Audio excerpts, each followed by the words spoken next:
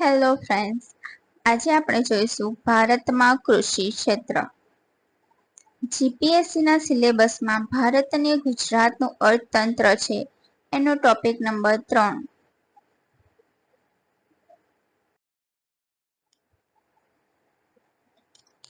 પ્રાચીન કાળથી કૃષિ મોટાભાગના લોકોની આર્થિક પ્રવૃત્તિ રહી છે, કારણ કે આપણા જીવન જરૂરિયાતની નાનામાં નાની વસ્તુ આપણને કૃષિ પ્રવૃત્તિમાંથી મળી રહે છે.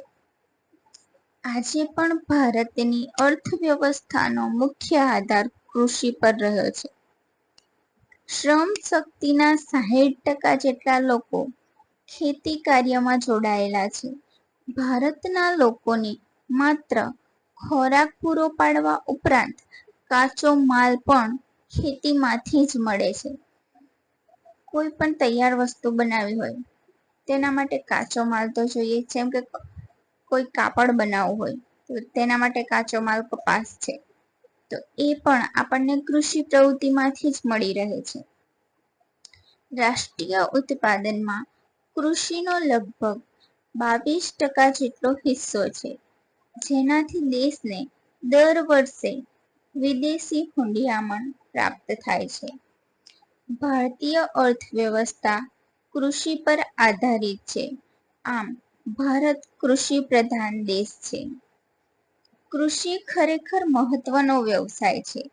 ફળદ્રુપ મેદાનો, બારેમાસ પાક લઈ શકાય તેવી અનુકૂળ આબોહવા, સિંચાઈ, કુશળ અને મહેનતુ ખેડૂતો વગેરેને લીધે ભારતના મોટાભાગના વિસ્તારોમાં 2 કે તેથી વધુ પાકનું વાવેતર કરી શકાય છે.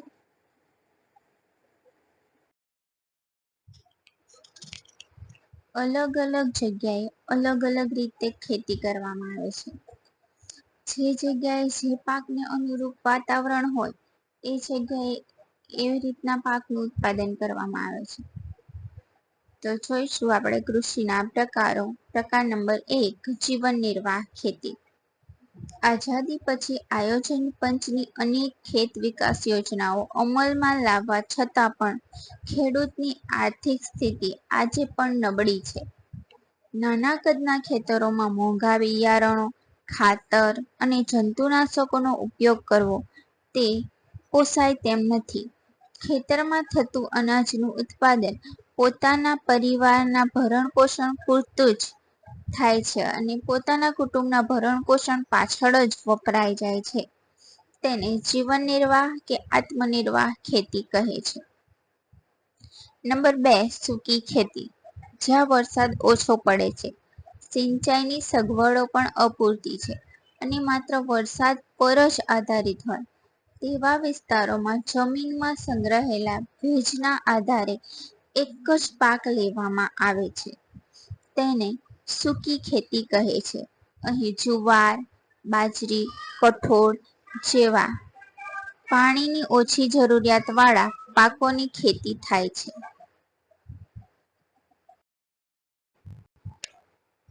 નંબર 3, આર્દ્ર ખેતી. જ્યાં વરસાદનું પ્રમાણ વધુ છે અને સિંચાઈની સગવડ પણ વધુ છે તેવા વિસ્તારોમાં ખેતી કરવામાં આવે છે.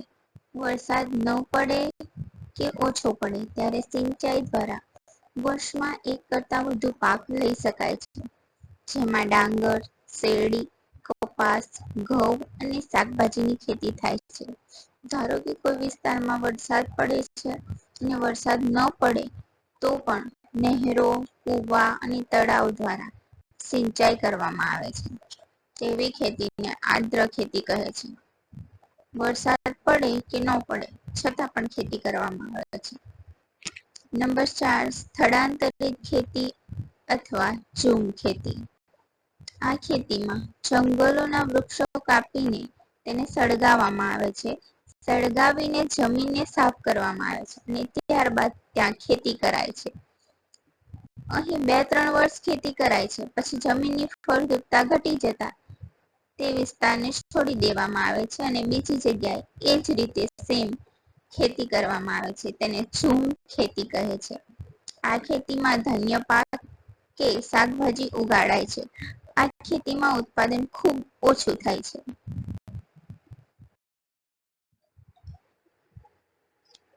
નંબર 5, બાગાયતી ખેતી.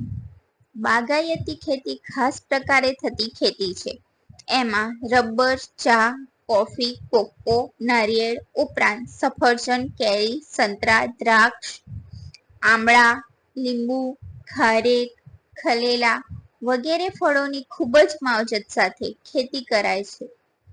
આ પ્રકારની ખેતી વધુ મૂડીરોકાણ, કુશળતા, તકનીકી જ્ઞાન, યંત્રો, ખાતર, સિંચાઈ, પરીક્ષણ, સંગ્રહણ અને પરિવહનની પર્યાપ્ત સુવિધા હોવી જરૂરી છે આ ખેતી કરવા માટે.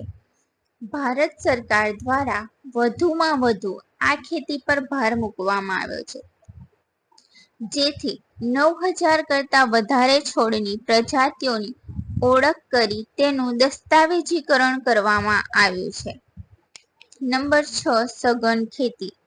જ્યાં સિંચાઈની સુવિધા વધી છે ત્યાં રાસાયણિક ખાતરો, કીટનાશકો અને વિવિધ પ્રક્રિયામાં યંત્રોના વ્યાપક ઉપયોગથી ખેતીમાં યાંત્રીકરણ થયું છે.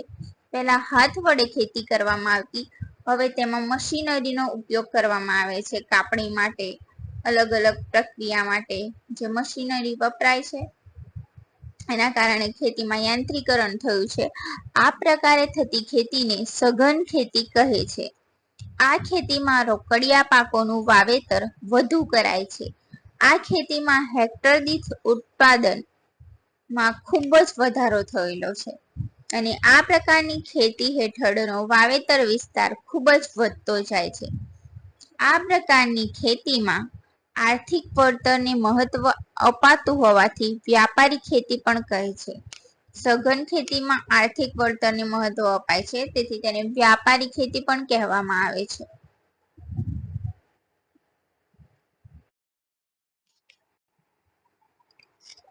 નંબર 7, જૈવિક ખેતી. મોસ્ટ આઈએમપી છે અને આમાંથી ઘણા બધા ક્વેશ્ચન નીકળી શકે એમ છે. જૈવિક ખેતીમાં રાસાયણિક ખાતરો અને જંતુનાશક દવાઓના બદલે કૃષિ આડપેદાશો અને પશુઓના મળમૂત્રથી બનતા જૈવિક ખાતરોનો ઉપયોગ કરવામાં આવે છે. સરકાર દ્વારા જૈવિક ખેતીને પ્રોત્સાહન આપવા 10મી પંચવર્ષીય યોજના મુજબ ઓક્ટોબર 2004માં રાષ્ટ્રીય જૈવિક પરિયોજના શરૂ કરવામાં આવી હતી. આમાંથી ક્વેશ્ચન નીકળી શકે છે કે કઈ પંચવર્ષીય યોજના અંતર્ગત રાષ્ટ્રીય જૈવિક યોજના શરૂ કરવામાં આવી હતી? તો આન્સર આવશે 10મી પંચવર્ષીય યોજના. અને બીજો પણ ક્વેશ્ચન નીકળી શકે છે કે રાષ્ટ્રીય જૈવિક પરિયોજના ક્યારે શરૂ કરવામાં આવી હતી? તો ઓક્ટોબર 2004માં.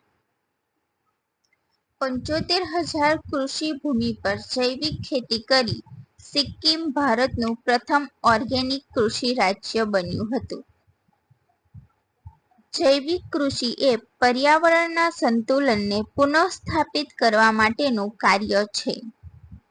વિશ્વ સ્તરે આલ્બર્ટ હાવર્ડને આધુનિક જૈવિક ખેતીના જનક માનવામાં આવે છે. મોસ્ટ આઈએમપી, વિશ્વ સ્તરે કોને આધુનિક જૈવિક ખેતીના જનક માનવામાં આવે છે? તો આન્સર આવશે વિશ્વ સ્તરે આલ્બર્ટ હાવર્ડને આધુનિક જૈવિક ખેતીના જનક માનવામાં આવે છે.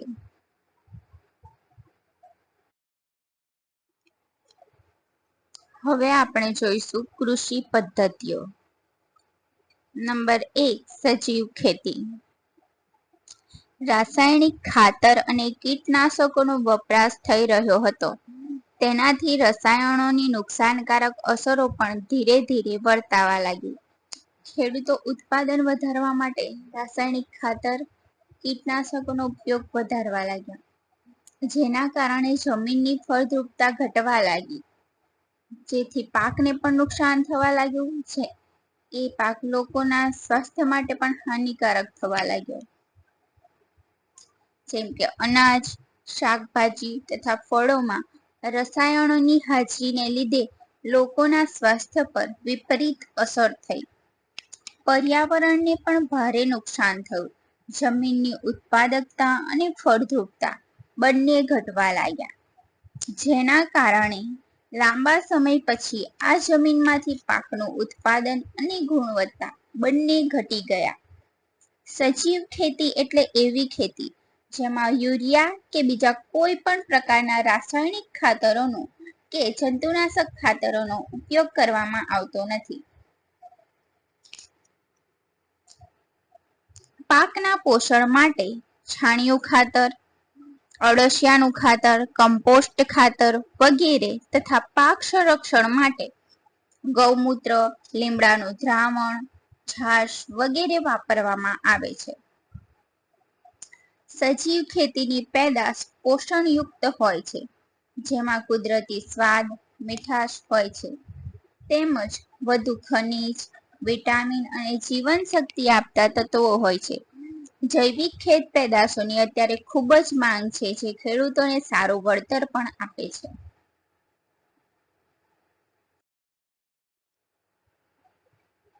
નંબર 2, ટકાઉ ખેત પદ્ધતિ.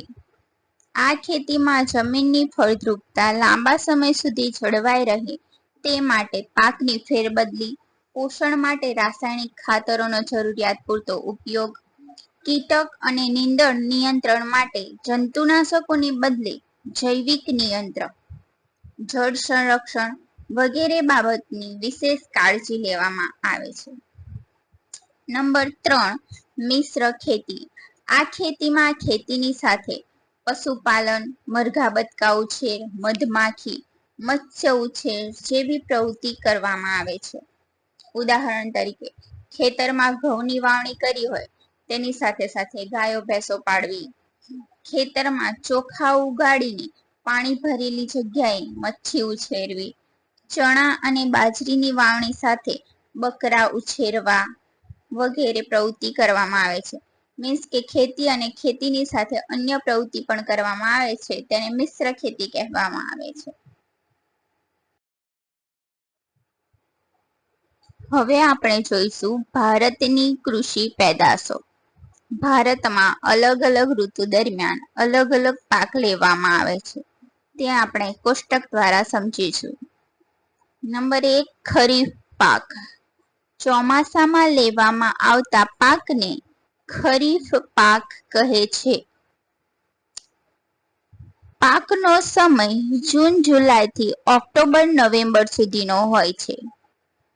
ખરીફ પાકમાં આવશે ડાંગર, મકાઈ, જુવાર, બાજરી, કપાસ, તલ, મગફળી અને મઠ વગેરે ખરીફ પાક છે.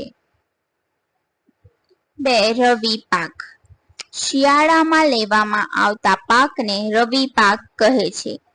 પાકનો સમય ઓક્ટોબર નવેમ્બરથી માર્ચ એપ્રિલ સુધીનો હોય છે, જેમાં ઘઉં, ચણા, જવ, સરસવ, રાયડો, અળસી વગેરે રવિ પાક છે. નંબર 3, જાયદ પાક. ઉનાળામાં લેવામાં આવતા પાકને જાયદ પાક કહેવામાં આવે છે. પાકનો સમય માર્ચથી જૂન સુધીનો હોય છે, જેમાં ડાંગર, મકાઈ, મગફળી, તલ, બાજરી, તરબૂચ, કાકડી, શક્કરટેટી વગેરે જાયદ પાક છે.